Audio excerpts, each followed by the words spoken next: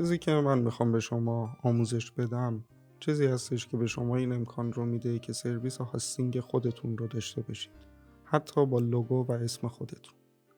به شما این امکان رو میده بدون اینکه هزینه سابسکریپشن ماهیانه برای پنل هایی مثل سی پنل و یا دایرکت ادمین که احتمالاً با اونها آشنایی دارید رو پرداخت کنید. سرویس هاستینگ خودتون رو داشته باشید و اون رو به فروش برسونید و هزینه‌ای هم پرداخت نکنید. امنیت خوبی داره، سرعتش واقعا خوبه چون که از انجینیکس داره استفاده میکنه و اینکه نیاز به سروری آنچنان پیچیده با سی پی یو و رم خیلی زیادی نداره برای ران شدن. توی این آموزش قدم به قدم با هم پیش میریم تا سرورمون رو خریداری کنیم، اتصال SSH به اون رو با هم بهبود ببخشیم، آی پی اون رو با هم دیگه چک کنیم تا از همه نقاط قابل دسترس باشه. آی پیشو از لحاظ ارسال ایمیل هم چک کنیم و ببینیم که داخل بلک لیست نباشه تا در آینده واسه ارسال ایمیل خودمون مشکلی نداشته باشیم. اون رو ببریم روی کلادفلر و خب در نهایت پنل خودمون رو روش نصب کنیم. سلام، من آریانم و به کانال من خوش اومدید.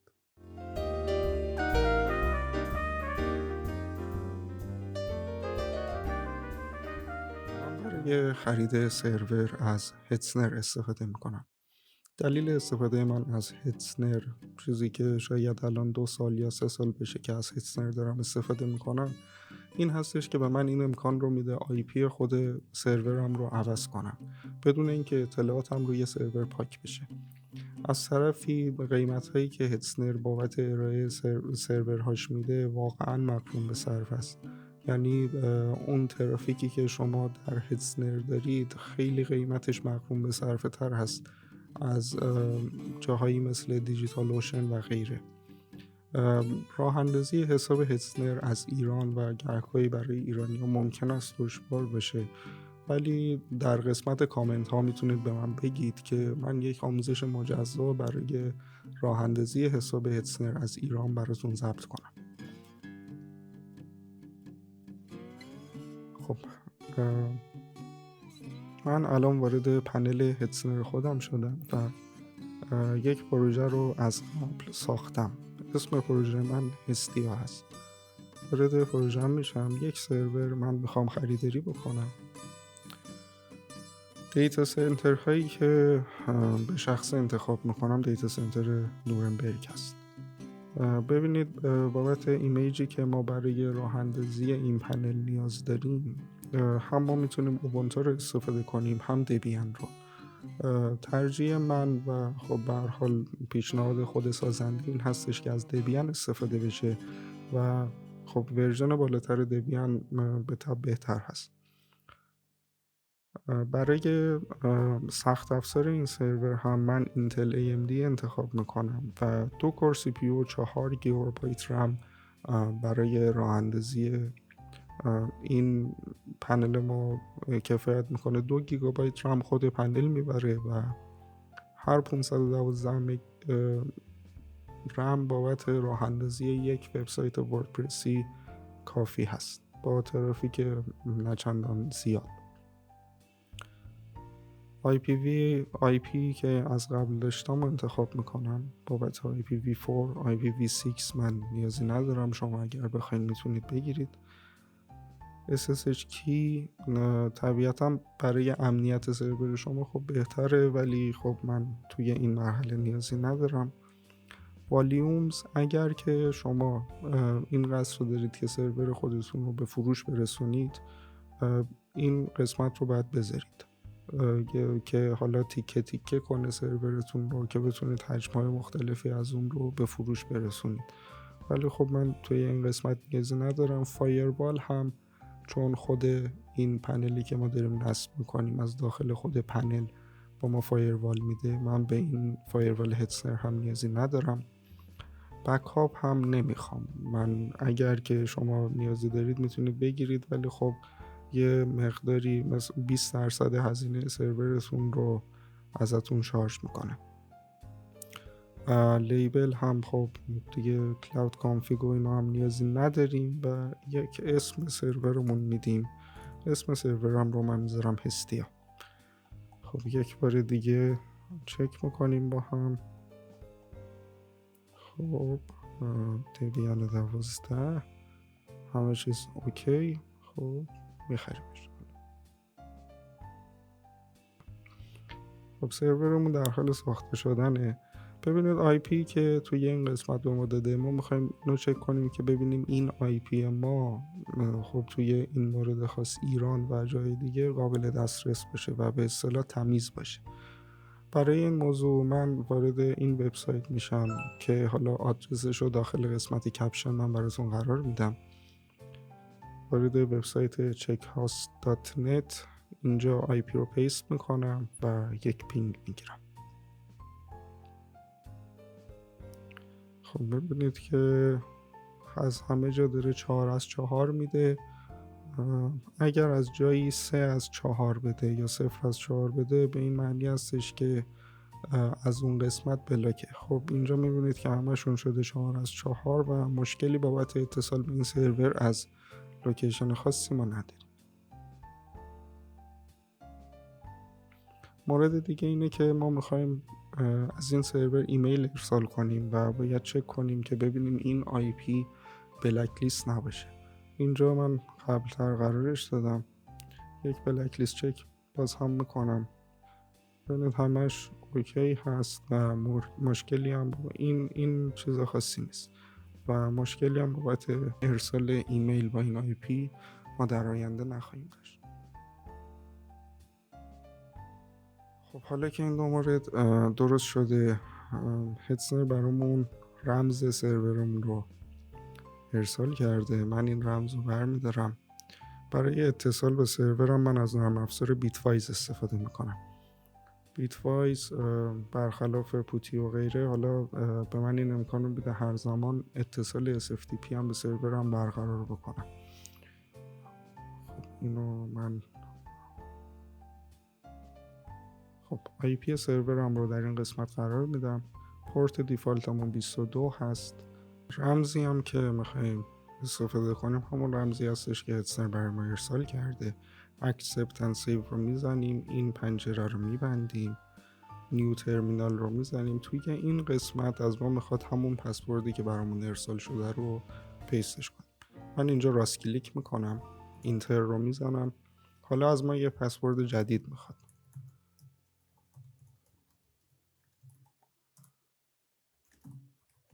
یک بار دیگه تایپش میکنم. کار اولی که ما میخوایم بکنیم این دستور apt update باعث میشه که آپدیت بشه. حالا apt خط تیره get update هم ممکنه این رو هم دیده باشید. این برای اوبونتو معمولا. خب این apt upgrade خط تیره وای رو هم میزنم که دیگه بدتر از ما نخواد که وای رو بزنم.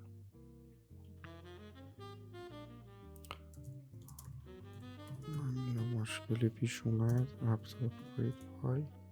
خب آپگرید ما هم انجام شد.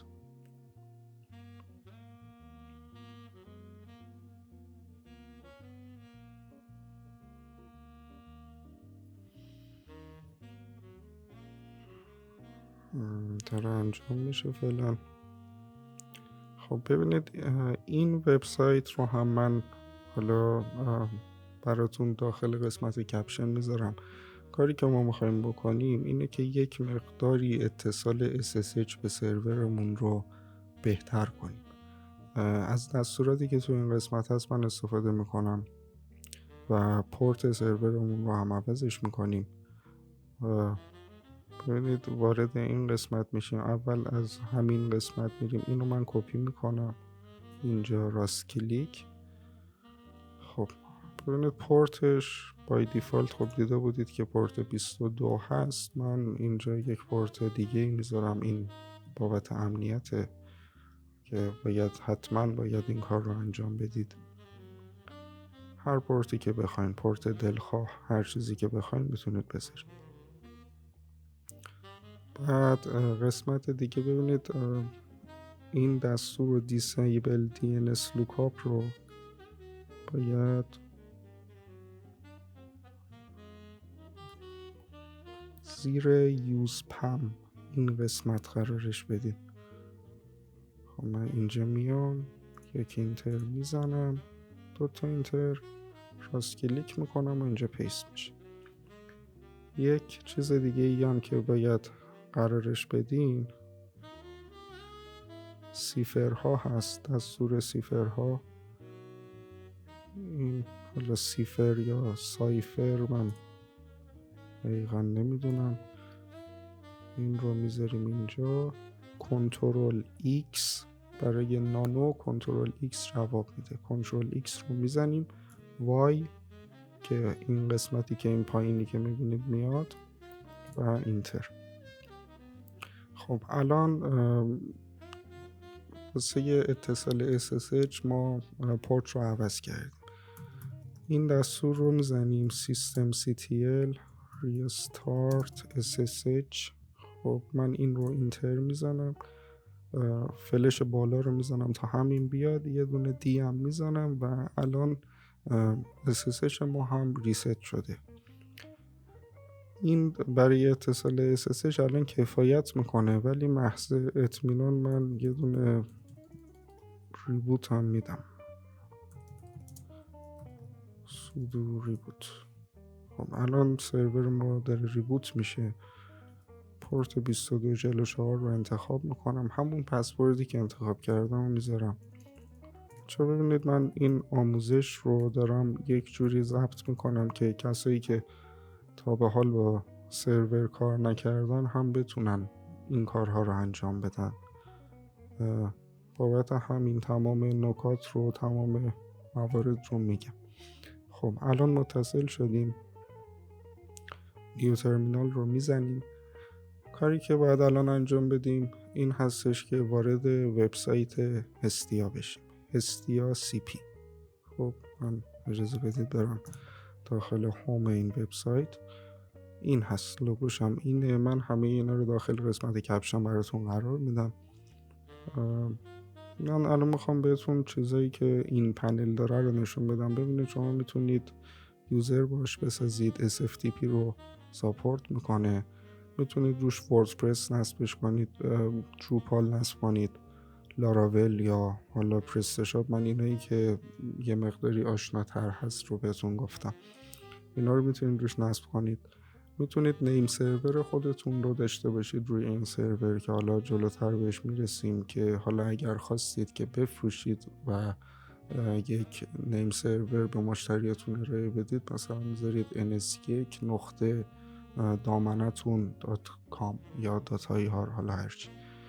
سیستم میلینگ رو داره که در ادامه بهش میرسیم توی قسمت های بعد.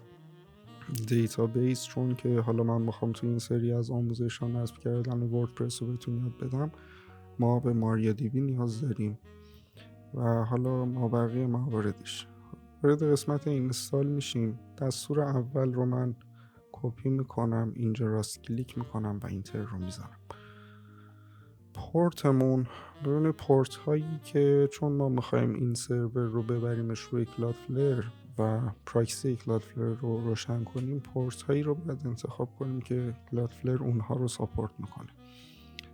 من پورت 2083 رو انتخاب میکنم، پورت کلادفلر هست. زبان رو روی همون انگلیسی که هست میذارم و این هاست نیم من میشه اون قسمتی که یا اون آدرسی که من میخوام این پنل رو روش نصبش کنم. خب حالا میبینید که من این آدرس رو دادم. این یکی از دامنه هایی هستش که من خریداری کردم. ببینید خریدن دامنه داتایار یه چیز خیلی بیسیکی هست، ولی این رو هم اگر میخواین داخل قسمت کامنت ها بهم بگید که من بهتون آموزش خریدش رو از خود ایرنیک بهتون آموزش بدم و اتصال اون به کلادفلر، حالا مابقی موارد. خلاصه الان من این دامنه رو روی کلادفلر خودم دارم. ببینید الان وارد دامنم میشم. یه دونه ای ریکورد با پراکسی خاموش. الان حتما به این تیکه دقت کنید، پراکسی خاموش، چون که ما میخوایم SSL الان بگیریم. حالا ممکنه با روشن هم این امکان باشه، ولی خب خاموش بشه بهتر. این رو میذاریم همون قسمت اولی که اونجا وارد کردیم، هر چیزی که بود .pli.ir، همون آدرسی که اینجا زدیم. خب اینجا سیو رو میزنیم. خب الان برای دریافت SSL دیگه هیچ مشکلی وجود نداره. اینها ایمیل و پسورد ادمین هست. حالا ایمیل و پسورد ادمین رو خود این پنل به ما میده که بعدتر از توی خود پنل ما میخوایم عوضش کنیم. اینا رو من چیزی نمیزنم. قسمت بعدی که واقعا مهمه این هستش که حتما این تیک رو خاموش کنید. ممکنه که شما بخواید از وب سرور آپاچی استفاده کنید، ولی پیشنهاد من این نیست.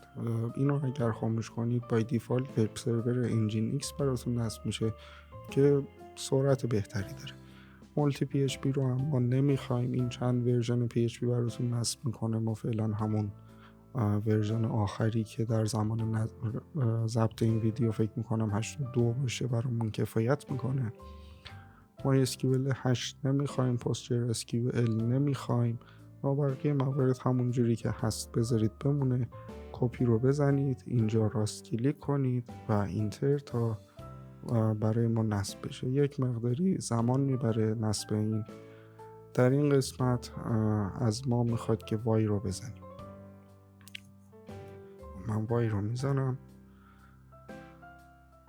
یه آدرس ایمیل ادمین از ما میخواد. حالا واردش میکنم.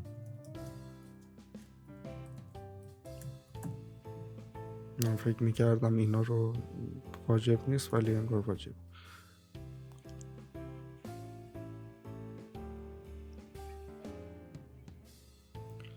خب ببینید حتما یادتون باشه بعد از نصب این پنل، این قسمت که تموم میشه یه 3-4 دقیقه‌ای که طول میکشه، به شما میگه که یک دکمه رو بزنید. قبل از اینکه اون دکمه رو بزنید یوزرنیم و پسورد ادمین و آدرستون رو که براتون نوشته همه رو یک جا داشته باشید و بعد وای رو بزنید که حالا شاید از نرم افزاری غیر از بیت وایز استفاده کنید اون پنجرتون بسته بشه.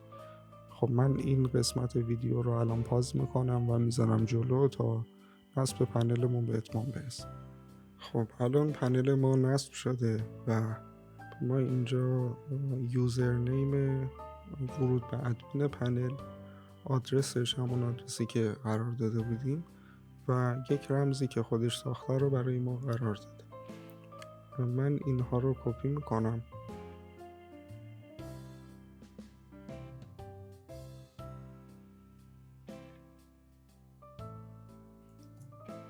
اینجا کپیش میکنم. خب الان چون که ما راست کلیک کردیم پنل ما ریبوت شده. حالا من میخوام ببینم که آیا روشن هست یا نه.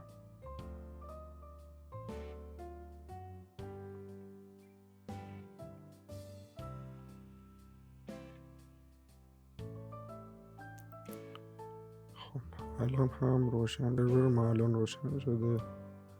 الان ممکنه که حالا SSL من کار نکنه که از داخل خود پنل ما میتونیم مجددا دریافتش کنیم.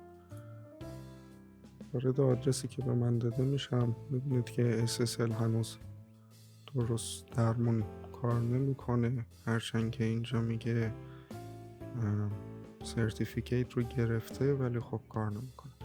یوزرنیم دیفالتی که به من میده ادمین هست. ادمین رو میزنم و پسوردی که اینجا برای من انتخاب کرده. خب الان وارد پنلمون شدیم. این محیط هستی هست که ما وارد پنل شدیم. توی آموزش بعد من قسمت هایی که مربوط به وایت لیبل کردن این پنل میشه که در این قسمت ما میتونیم لوگوی خودمون و اسمای خودمون رو قرار بدیم و به شما میگم. این قسمتی که الان زده نات سکیور بابت کش کروم هست. موارد دیگه ای که بهتون میگم ساخت یوزر هست، نصب کردن وبسایتاتون و راه اندازی ایمیلتون و موارد دیگه.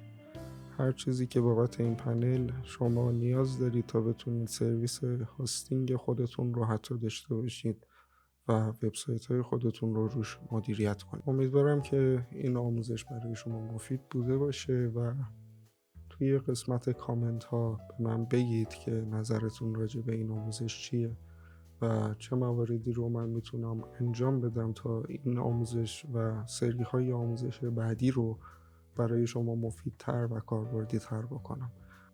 ممنونم که تا این لحظه همراه من بودید و شب و روزگارتون خوش.